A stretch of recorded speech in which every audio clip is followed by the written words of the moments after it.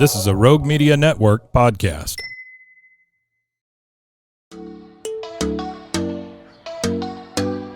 Welcome to Purpose-Driven Sobriety.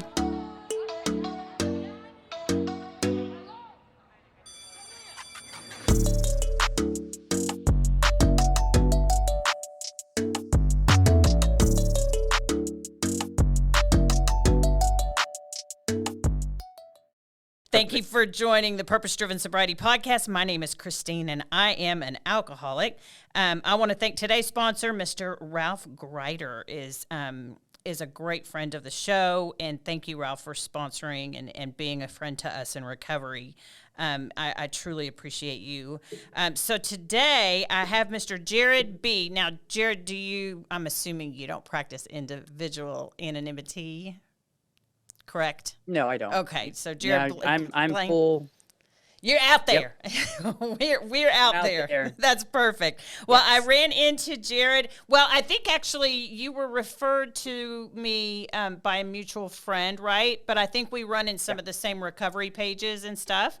On social media, and I say this pretty much every single show, that just like in real life, there are, my humble opinion, I believe, and I'm a 12-stepper, I believe that in person is where it's at. But if you're online, just like in person, you find where you fit, where you belong. So if you go into a meeting and it, after you've given it an honest try and it doesn't fit, you just try another meeting, just same way online. So there's a lot of resources on social media, be sure to check all of those out. But Jared, thank you for taking the time to come and talk to me today. And on this show, we just simply share what it was like, what happened, and what we're like now, just so we can reach that person who's still suffering. So I want to hear all about you, Jared. Thank you for being here. Well, thank you for inviting me on. I'm excited for it. So any chance I get to share my story, I do it. So, Ditto. Thank you for that. I do it. No questions asked. I don't care how big or small the platform is. We just go for it. Amen. So tell me all about you. So, my name's Jared Blaine. My last name's too hard to say. My middle name's Blaine, so I go by Jared Blaine. Hey, Jared. I am just over 5 years in recovery. Congratulations. And so, by the grace of God, I'm here and I'm living. And where do you want me to start at? You just do you, honey. I just want to, Okay. What was it like? What was it like? Yeah. So, So for me, a lot of it started at a very young. I was, my mom was 15. She had me, and my dad wasn't in the picture. So, for me, being born to a child, pretty much as it is, her learning how to grow up, it took a lot. So, my mom was with different men throughout my life. Unfortunately, as a young child, she was abused in different things, and then of course that would transfer to us children. So I was 8 the first time I was sexually abused, and of course, when that happens, you don't really understand it at that young of an age. So you get over, and then you get older, and then realize like what it did, how it really messed you up. But I was the typical. Just we moved a lot. My mom was these guys that would travel for work, and so there'd be 6 of us living in a little RV, bumper pool RV, traveling all over the country. But I didn't finish a school till I was 7th grade. It was like the very first time I actually finished a full year. I always on half the year, transfer to another place, so on and so forth. But I met friends who, we're 12, 13, starting to smoke weed and started, just what teenagers do, unfortunately. And I didn't really have any experience with anything. It was just, I'll take a little shot of liquor, do this or something. But really what kind of led me downhill was I was 13 years old. It was Mother's Day, and my stepfather at the time, my mom was married for about 5 years. He fell 200 feet off a cliff, and I watched him die in front of me, fortunately. And that being that was obviously a traumatic experience for me. So that's kind of when I started lash out and act out, and just now I'm smoking more, drinking more, you name it. My mom sent me to live with my aunt in California to try to help straightened me out. I was 16. I got into a motorcycle accident. I broke a lot of bones, and that was my introduction to opiates. Of course, I went through a year and a half of physical therapy, 2 years um, almost 2 years of physical therapy, 3 months in a wheelchair. Is like at 16 years old, and you're being fed every single opiate that you can imagine, and that right there was that was my introduction to it. It wouldn't be till I was about 19, where I 18 or 19 when I actually started, like realizing that I liked it like that, because I took it as prescribed as a kid. So I really wasn't too crazy. Like weed is my thing. I didn't care about anything else other even drinking. Like really wasn't my deal. It was more of just I was a pothead. And so when I did my thing, I went through my recovery for my accident, and then I got hurt at work when I was, I'd say, 19. They put me on an opiate, and that right there was like right when I was just like brought up all those feelings all over again. So for me, it was, mine didn't happen until late. Some people, happens really, really early in life, but mine didn't happen until I was after when I was adult. But I got married at 19. I had my first kid at 19, and so for me, like I had to grow up really, really fast. But fast forwarding on that, it just I went 15 years naturally on and off with opiate addiction, and good 13 of those, no, 14 of those years, like nobody knew I had a problem. My ex-wife at the time, we were married 12 years, we're together 13, married 12, 3 kids, a functioning addict, 100%. I had a career, I had a job. It wasn't like I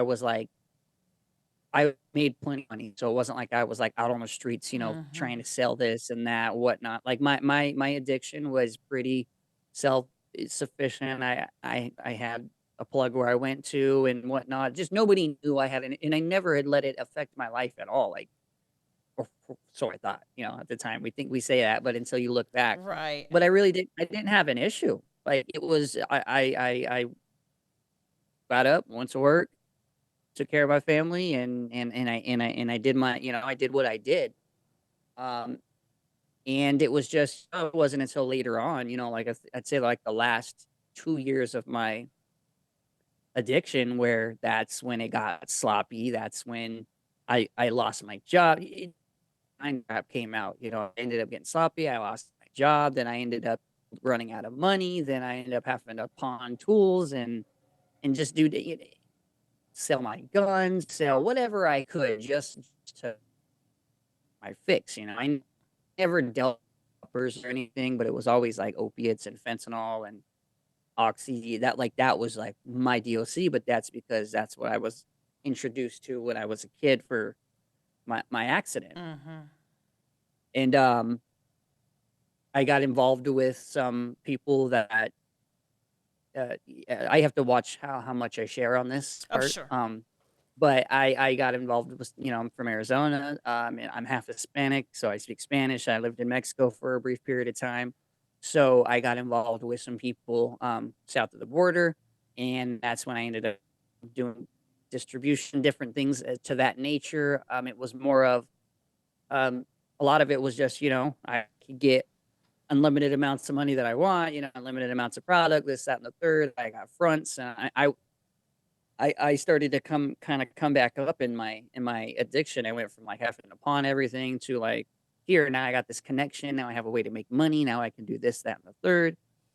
But I had to do some things that I didn't want to do, and it was more of wrong place, wrong time, because I walked in and I saw something in that exact moment, and basically I'm trying to figure out how to tell this portion without, because I used to be able to tell it all day long with no problem. Mm-hmm.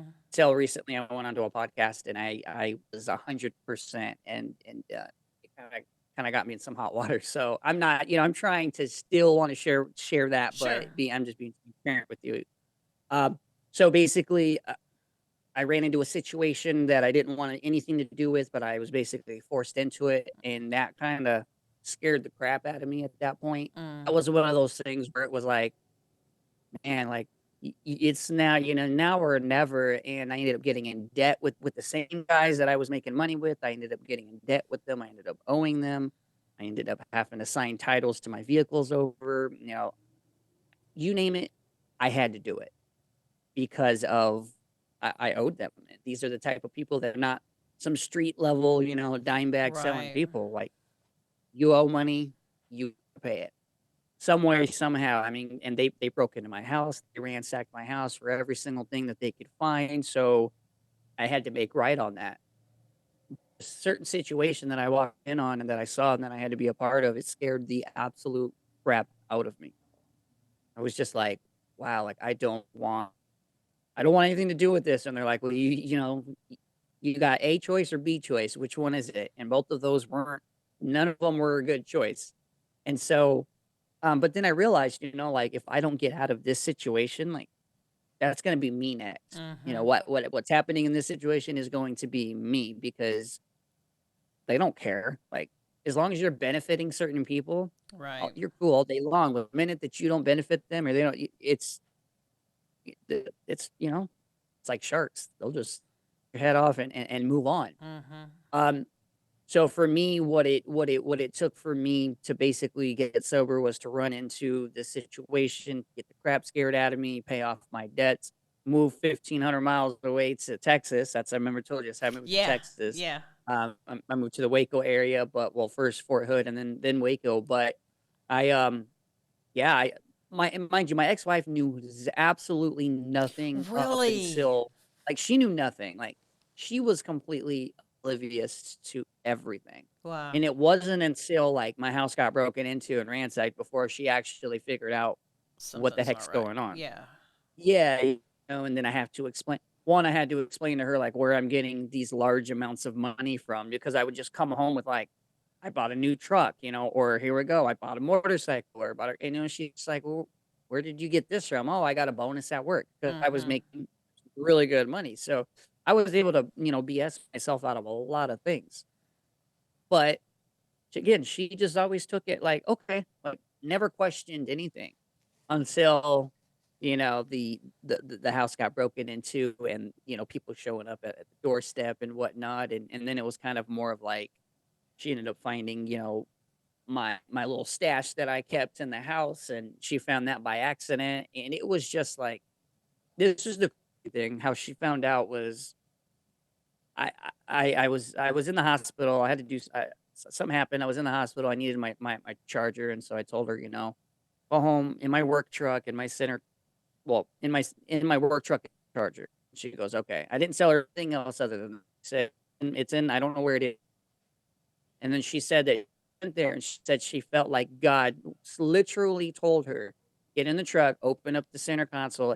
In this stash can, this is what you're gonna find. That she felt like every single one of those words, she did exactly that, and there was all my stuff. And mind you, it wasn't like you could just open up the console and there it is. Like, it was Mm-hmm. legit Stashed. stash can Yeah. hidden. Like, you would have to literally tear stuff apart. And she said that she just said she felt some type of spirit instruct her to do every single one of those steps. And that's how she found out. So when she questioned me about it, then putting two and two together with everything at the house and whatnot, I had no choice other than to come and tell her, what basically everything that I had been going through. And I told Mm-hmm. her I got myself involved with some that we don't want anything to do with. But in order for me to get away with my life, I have to, make right, do certain things, and that was going into paying everything off. And then she's like, I was expecting her just to be like, I'm done. Like, because our marriage was, we got together because of our kid at that time. Like, she was 17, I was 18. And then, well, she was 16. Sorry, I was 18.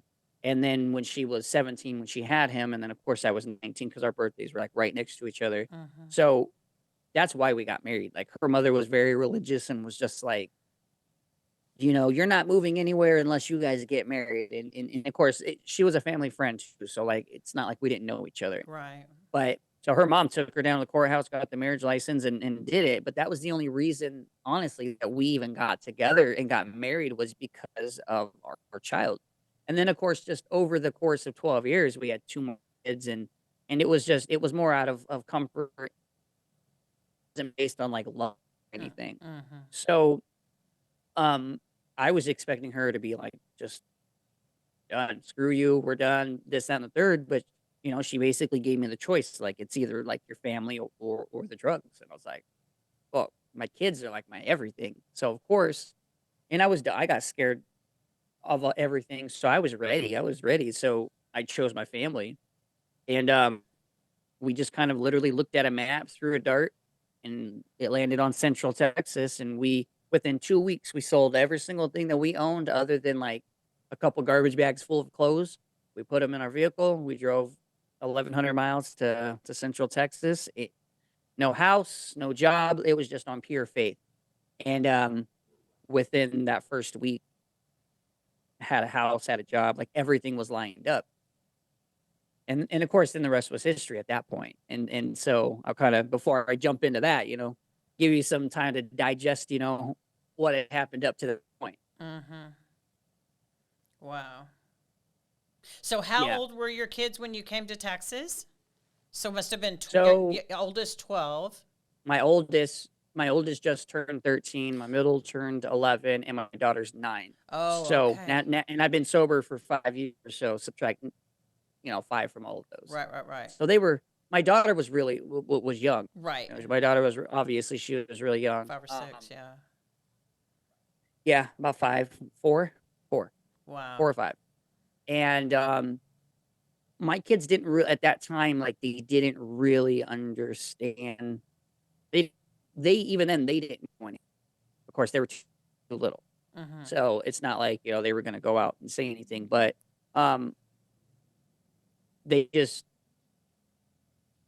now as an adult, or not as an adult, but as now that they're older, like my oldest has gotten, he's gotten upset with me about a couple things, and I know that I'm very open with my past, especially when it comes to my kids, just because I want Good. to be, I don't want to hide it, and Right.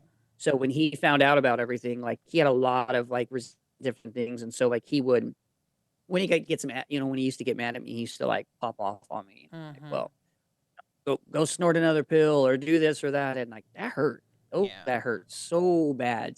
And so like everything I try to do now is try to show them that, even though like they're in Texas or in San Antonio, I'm in New York, and so like I try to show them, like, even though I'm not there, like everything I'm doing in my life was essentially for them at that time. Like, yeah, I got sober. I want to get sober for me, because we all know that if you don't get sober for you, it's just, if you get sober for somebody else, it doesn't It's not, doesn't pan out yeah, the way you it's not expect going to it. last. Yeah. But my kids were my motivation 100%, Mm-hmm. because my DLC at the last 2 years was fentanyl, and I knew it 100%. And that's the same stuff that was killing tons and tons of people at that time.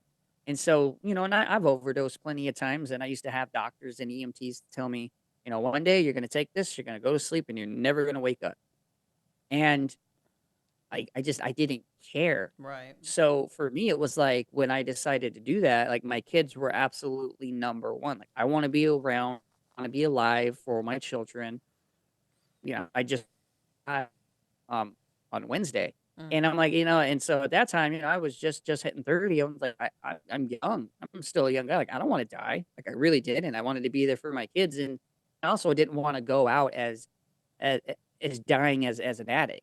I try to be very open and honest, but my kids did save me 100%, like hands down. Like, they're the reasons why I actually did it, and there's the reasons why I stuck and continue to do it, Right. because So you got to Central so Texas. What happened after you got the house and the job and the car? yeah. So I mean, like I got there, everything lined up the way that it should. Everything, we were provided with everything, and I just my recovery just, I started go. I for me, like I like explained to you before, I don't do AA, I don't do any, and I support 100%. Like for me, it was like Celebrate Recovery, like that was my thing. Mm-hmm. That's what, because that was a faith-based program, and that's just what I was used to. And so, I started going to meetings, and I started participating in that. Um, and then I just started just working on myself. Like I had a flip phone for like 2 years. I had a flip phone. I had no social media. Like I deleted everything. The only people that had my phone number was my my boss and my wife at the time. Like even my mom, my family, like nobody had that because again, a lot of the stuff I had to get away from was from my family too. Right. Um, the people that introduced me to these people was family. Mm. So, and for me growing up, that type of environment was normal. Uh, I had family members, and it was all that for me. Like that was a normal lifestyle. It wasn't like abnormal for me to see that. So naturally, I get introduced to people through family. So I have to I cut everybody off when I left. 2 years I went, and I went home for the first time after 2 years. I went back to Phoenix. I made sure I didn't go back sooner, but we went back to visit for the very first time, and it felt really good because I knew like I wasn't gonna like I had no issues about seeing, yeah, I had a little anxiety about being back there. Just I knew that I knew what I wanted to do. I knew the goal was just to go there for weeks, but we're spending time with my family, celebrating that I'm here, and it's been Mm-hmm. 2 years, but um essentially like that's just what it was. It was just me working on my recovery, going to meetings. Uh, you know, I was having like about a year in, the podcast I have now, like that was started, grinding in my head. It was just like I want to share my story and I want to have other people share their stories. And so I vowed about a year in when I started thinking about that, I made the promise to myself and I said that I will for the rest of my life, I will help every single addict that I can, every Mm-hmm. single person that was that's an active addiction, that's in recovery. Like that was my goal. I've done some great stuff through the last 5 years. A lot of great things. I absolutely love it. Like my life is other than getting divorced, which that's okay though, because me and my ex-wife are like really, like we're best friends now compared to when we were together. Good. But we had to go through that in order to be able to grow. She's remarried. I've been my girlfriend for a year and a half. Eventually, married, and it's just different things. And so we to grow apart from each other, but still maintain that relationship and that friendship. But recovery's brought some amazing things when it comes to like our lives and a lot of these things that I have today, I would not have if it wasn't for recovery. Mm. What took you to New York? My girlfriend. Oh yeah. So I started this podcast in 2022. Um, I just started it by myself, of course. I What's just the name jumped of the in. podcast? Tell us about that. Yeah, so it's called the Blacklist Podcast, Blacklist. And I started this back in 2022, and it was more of like just doing lives and whatnot. I Mm-hmm. knew I wanted to do recorded content, but I just didn't know how to start, and so I started doing lives.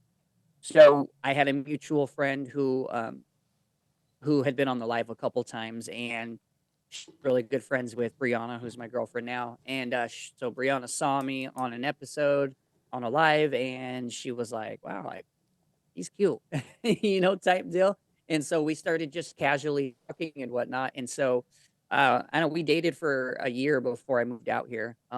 We dated long distance for that time. I flew out here once a month, and then of course, then I moved out here last February. So I'm coming on a year being moved out here. Oh wow. But the podcast, though, yeah, the Blacklist podcast, and that was just my goal. Like a year into my recovery, it was I wanted to share not only my story, but exactly on helping others share their stories, let people know that they aren't alone, that we all have a purpose and a plan, and it doesn't matter how big or how small you are, it doesn't matter how successful you are or anything. And that's why when we have a range of guests that come on, we have everybody from just 9 to 5ers, and then we have people who are influencers, and we have people who are TV stars, and just and it just goes to show that addiction and mental health and all that doesn't discriminate Mm. anybody. Like it hits everybody. And so when we have these different levels of people on, we show people we are, it doesn't matter who you are. You can look at somebody like Larry Bagby, who's, you know, Walk the Line and Buffy and Hocus Pocus, and then you can have somebody who's just grinding, working the 9 to 5, and they are night and day on their levels, but their stories are just as impactful Mm-hmm. as it doesn't matter. Not one person's story is more impactful than the others. I believe that everybody has their own story, and everybody's story um, impacts somebody in its own way. Right. I've reached out to people and say, "Hey, man, I'd really love to have you on," and they're like, "Man, like, I don't have nearly as much followers as some of the people you've had on," and I'm like, "I don't care about that. Like, dude, I Mm-mm. don't care about that. You think I care about followers?" I was like, "I want to hear your story. I want Right. you for you because at the end of the day, there may be somebody out there that they need to hear your story in order for Mm-hmm. them to help them out." Mm-hmm. That they don't need to have somebody with 1 million followers. They need to hear your story. Right. And that's what I try to tell people because they think in order to come on the podcast that they have to be this influencer. Not at all. Right. I just want to help broken people who, well, I was broken. I wish I would have had that. Mm-hmm.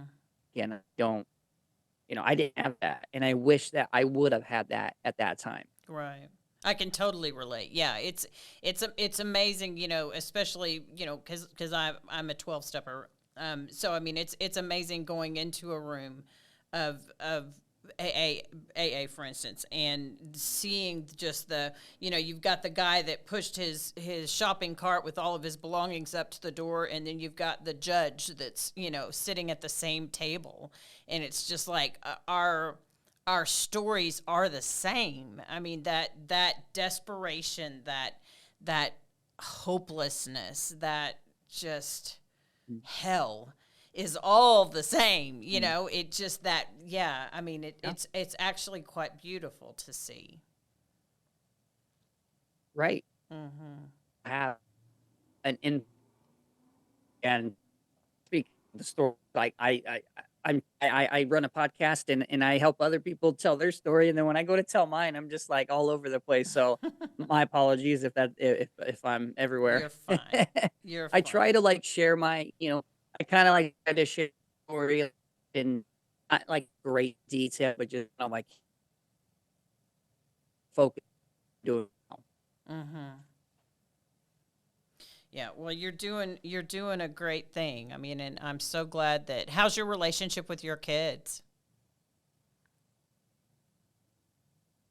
It's good. It's great. I wish actually they were like in person closer. They come out here for the summer and whatnot, but I call them every day before bed and we talk every single day and text and whatnot. But um, it's good now. It really is Good. compared to like how it was when I was when they first found out about everything. Of course, Mm-hmm. like they're gonna have some feelings about something, Sure. but just to them to be able to see me now and see how far I've come in my life. I mean, even my ex-wife, tells me from time to time how proud she is of me and how she's where I'm at in my recovery and in my life. And it's nice to hear that even from like my family and whatnot, to hear my sisters and my brothers and my mom and people just say like, I am so grateful of where you're at in your life. We fentanyl is killing Oh everybody, man. and my mom was just at a funeral yesterday for a family friend who had passed away from fentanyl, and she was like, and she was telling me like, I'm so grateful that you're here and that you're alive and you're off of that because she's like, I can't tell you how many times that I thought that I would lose you, Wow. and it reminds me like that I have a purpose and that I'm here for a reason. Mm-hmm. Not everybody's spiritual and not everybody's religious, like everyone's higher power is different. Mine's God, but God's brought me here for a reason and I'm still here. And I believe we all have a why in our life. It all comes down to we all have a why, and it's a figure that why. It's Mm. us connecting to our higher power. Figure why are we here? And I truly believe that where I'm at in my life is my why. doing from the podcast to the nonprofits to everything that we're doing, helping people, get into treatment and facilities and this, that. I believe walking in my why at this current part of my life. Good. And I'm going to, and all of life is always going to be, why are we here? It's going to be, we're going to question all the time. And I think our whole life is going to be seeking and wondering, what our purpose is, but we're always going to be walking in certain phases of our purpose. And like right now, this is where I'm at in my life. This is what I'm doing. I'm walking, and I believe this is my why of why I'm here. And I try to help people figure their why. I try to help people figure out what is your why? Why do you believe that you're here on this earth? Because we could have all been dead. We could have all succumbed to our addiction, and we've been spared, and we're here. Okay, it's not just luck of the draw that we just survived. All right, why are we here? And I try to tell people that. Sit back, think about it. What's your purpose? Why did you survive your addiction? Why did you survive your suicide attempt? Why did you survive this? You obviously have a greater purpose on this earth. Right. You aren't here just to live, breathe, and die. Like, that's just not the way that I believe that's happening. Yeah, me too. Me too. What would you tell someone that's in the throes of addiction right now? Literally, it cliche as this sounds, and it is cliche, but it's literally one day at a time. It's don't worry about tomorrow. Don't just worry about today. There's a brighter light at the end of the tunnel. I know it feels dark. It's not going to be like this forever. But if you truly want it, and you have to truly want it for you, you can't want it for your mom, for your dad, for your brother. You have to truly want it for you. And if you truly want it and you take that first step, you just got to keep putting one foot in front of the other. Don't look back. Keep going forward. Get that accountability. Make sure you got someone there to call you out on your stuff. And focus on today. Every day in your recovery, doesn't matter how long you have clean. Doesn't matter how long you have. So it doesn't matter how long anything. Go back to day one. For me, 5 years later, every day is day one. I focus on, because if I get complacent in my recovery, things are going to start going downhill. I mean, I get complacent, you get lazy. And that's something that we have to practice that a lot, is constantly, every day is day one. People are like, yeah, you know what? Oh, I'd love to have 5 years, they're 30 days in. I'd love to have 4 or 5 years clean. Okay, that's great. That's a great end goal. But don't focus on that. Focus on now. Yeah, that's too big. Because it's great to have goals, and it's great to have visions. Like, because I will tell you this, this is what I believe. I cannot sit here and guarantee you that I'm going to be sober the next 20 years. I can't. I'm a human being. I'm sorry. I could, unfortunately, and I pray to God it never happens, I could lose it all tonight. But I can only hope and have faith that I will be clean, sober for the next 20 years, for the rest of my life. But I focus on now. I focus on next 5 minutes, next hour, the next day. I don't, because why are you going to struggle? Why are you going to stress yourself out? Figure out about trying to stay sober tomorrow when you need to stay sober for now, for today. Right. And so it is cliche. It really is cliche, but it is one day at a time, and it's always, every day is day one. Yeah, sometimes it's one moment at a time. Good grief. It is. Man, this. I know people in recovery get tired of hearing it, but it's true. Yeah, well, and that's, staying in the, there's a saying I often tell sponsees. It's like, you got to live where your feet are. And that involves not beating the crap out of yourself over yesterday and not worrying about tomorrow. Living in your feet where they are, or living where your feet are today in this moment. Because if you don't, you rob yourself of those individual moments that could be valuable when you're caught up in yesterday and tomorrow. Right. Absolutely. So it's a great vision, but just, focus on now. Yeah, which is really hard to do. It can be really hard to do. That's just like you said, we're humans. And that's where surrounding yourself by people that you trust to tell you the truth about yourself, that you've given the authority to tell you the truth. I think that it's imperative to surround yourself with those types of people if you're Right. wanting to be into recovery. Because I don't want to just be sober. That's hell. Right. That's hell to me. Mm. I want to be in Mhm. recovery. I Yeah. want to, which involves, just like you said, being of maximum service to someone else Yeah. besides myself. It's a lifestyle. Mhm. It's a lot. You don't just get sober and Right. then it's done.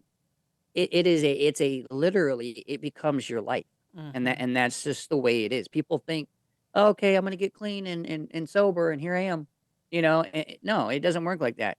Getting sober is the easy part. Staying sober is the hard part. Right. You don't graduate. Exactly. I was No, you don't graduate. I was expecting to enter into AA, and someone ultimately will give me a nicely framed certificate, of completion, or Yeah. something like that. And it's like, yeah, no, It's keep coming back. is all it's I your whole exact it works if you work it and keep coming back. Mhm. And that's just I've always held on to that. So, you know, you work on it, and I believe your certificate at the end of the day is when we die with clean, and like that for me, like that's my That's certificate. Know that I've been success. able. That's success, Mhm. exactly. Mhm. Yeah. How can people find you, Jared Yeah. Blaine? So I uh our website, theblacklistpodcast.com. Everything's on there. The only personal thing I have is Facebook. But I have everything linked to, so it's so THEBLAKLIST podcast.com. That has all of our socials, that has all of our Spotify, Apple, Pandora, everything's on there. And that has links to everything.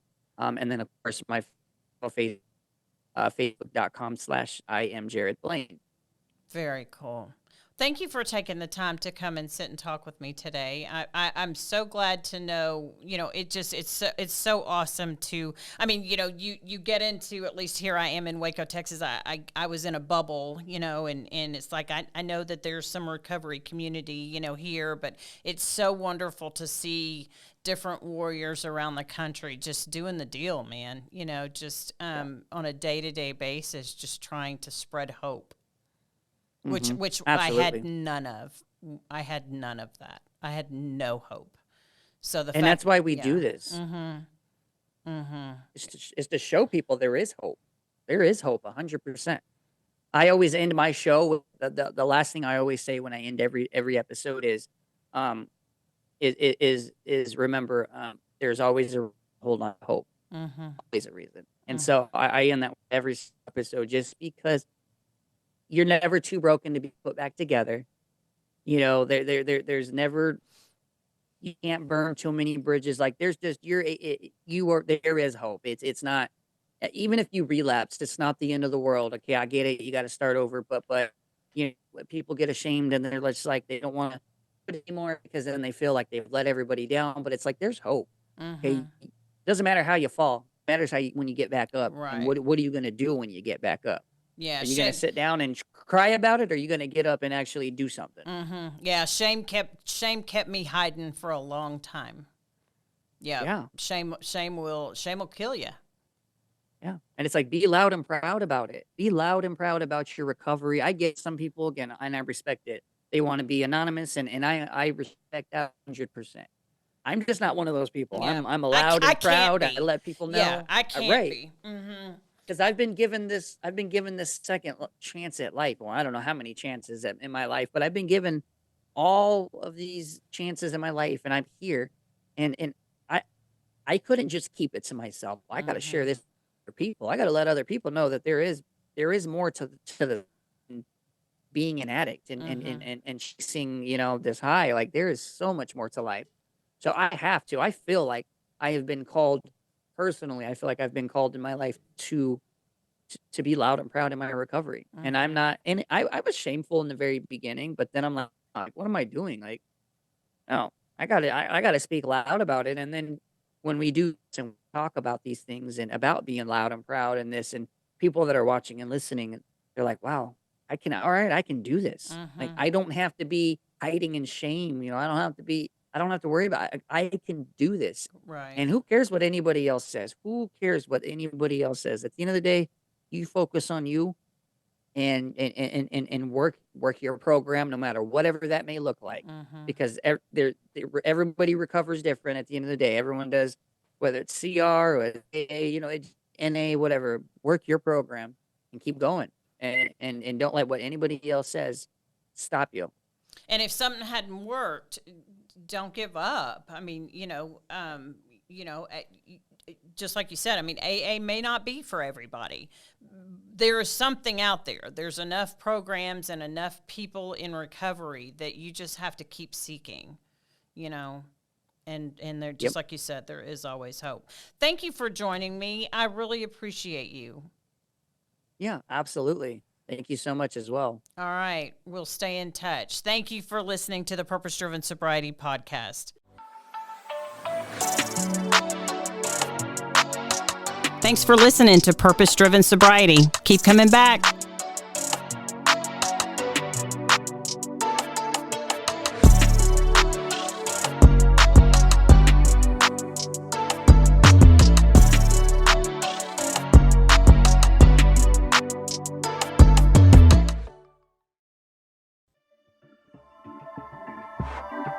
This has been a Rogue Media Network production.